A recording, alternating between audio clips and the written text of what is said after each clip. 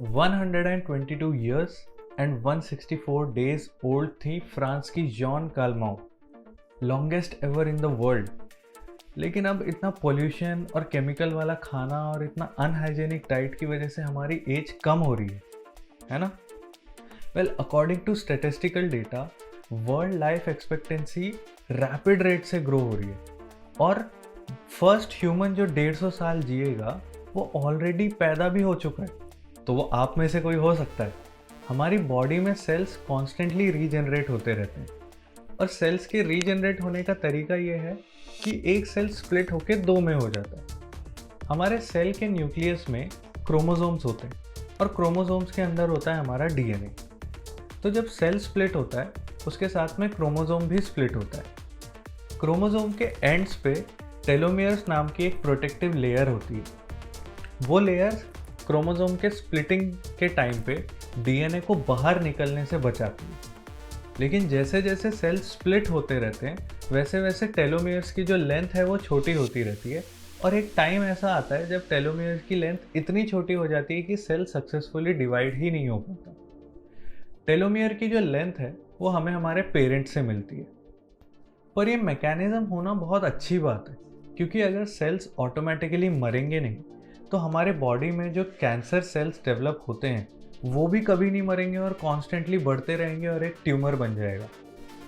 Okay, तो ageing को रोकना तो एक अच्छा आइडिया नहीं है, लेकिन क्या हम एजिंग को स्लो कर सकते हैं?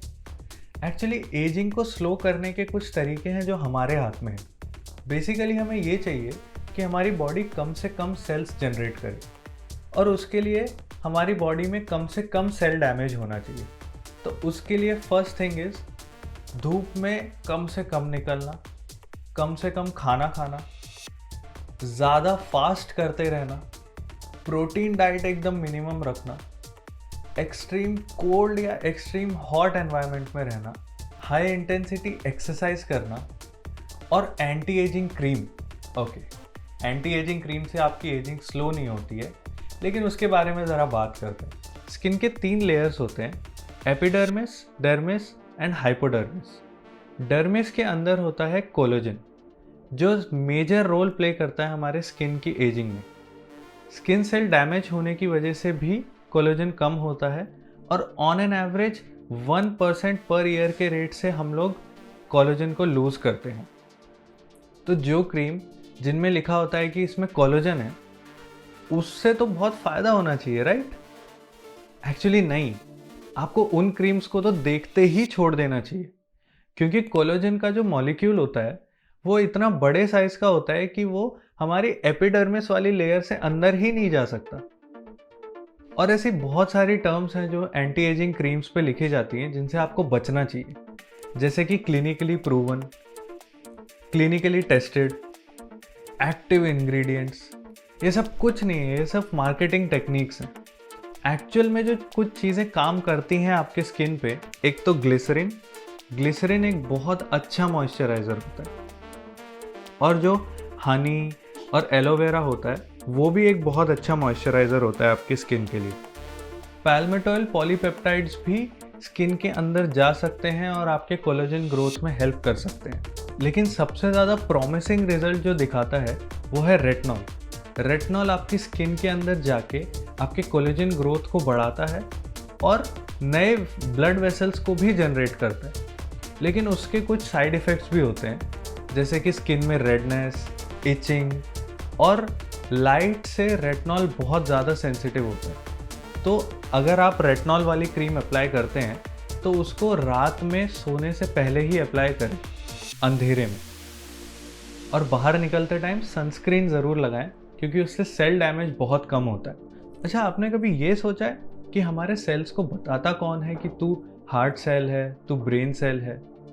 एक्चुअली ये सब हमारे डीएनए में होता है। तो हर एक सेल के अंदर डीएनए होता है, डीएनए के अंदर जीन्स होते हैं, जीन्स हमें हमारे पेरेंट्स से मिलते हैं। इसी की वजह से हमारी या तो नाक पापा को चली जाती है या आंखें मम्मी को चली जाती हैं। लेकिन इतने सारे जीन्स में से सेल को समझ में कैसे आता है कि मुझे कौन सा जीन रेफर करना है? तो एपिजीनोम ये काम करता है। बेसिकली एपिजीनोम लेबलिंग का काम करता है कि ये वाला सेल ये जीन को रेफ़र करेगा, ये वाला सेल ये जीन को रेफ़र करेगा, और उसकी वजह से हमारे सेल्स को समझ में आता है कि वो कौन से ऑर्गन के या फिर कौन से टिश्यू के पार्ट हैं। जब अपने क्रोमोसोम्स सनलाइट या फिर किसी भी रीज़न की वजह से टूट जाते हैं तो सेल उन्हें वापस से जोड़ देता है, लेकिन उसके अंदर जो एपिजीनोम होता है, एपिजीनोम का रिस्टोरेशन 100% नहीं हो पाता है, और वो जो थोड़ा सा इम्परफेक्शन है वो एजिंग है। 2012 में शिन्या यामानाका को नोबेल प्राइज़ मिला था वो 4 फैक्टर्स डिस्कवर करने के लिए जो अगर सेल पे अप्लाई किए गए तो एपिजीनोम को रीसेट किया जा सकता है।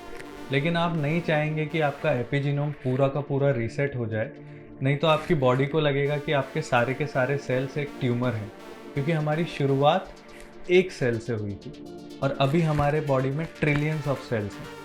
तो प्रोफेसर सिंक्लेयर ने उन 4 फैक्टर्स में से 3 फैक्टर्स को अप्लाई किया और ये चूहा जो देख नहीं सकता था वापस से देखने लगा।